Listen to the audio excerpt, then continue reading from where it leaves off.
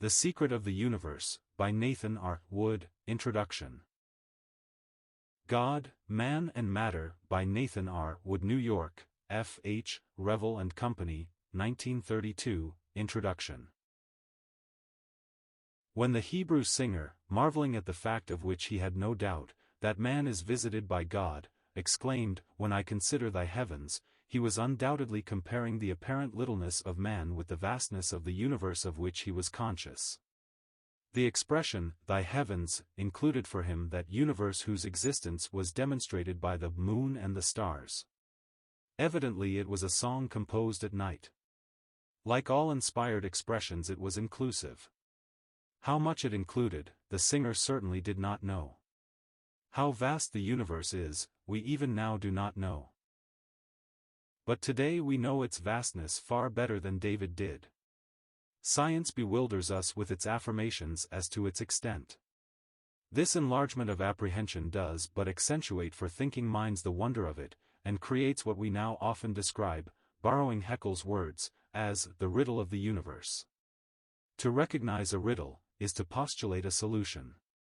Finally, somewhere, somehow, there must be a whole, which resolves all parts into itself.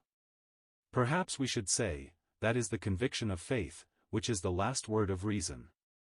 The mind of man has been seeking ever for a statement of that whole in terms which include all the parts, in other words asking, what is the secret of the universe?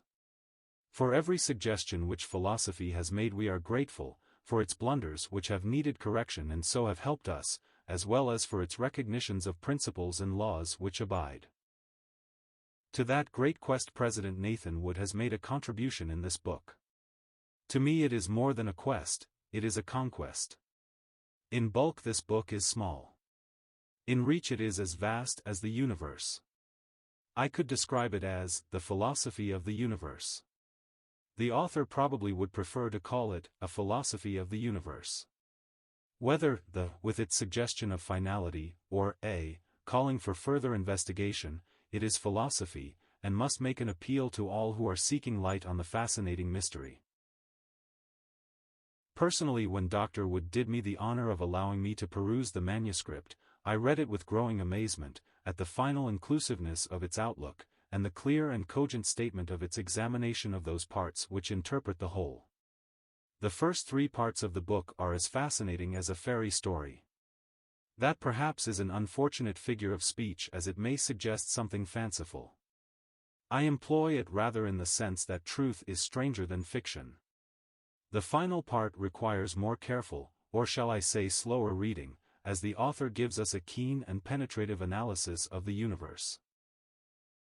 It is not the work of an introduction to give away a secret. That must be discovered by the reader of the book.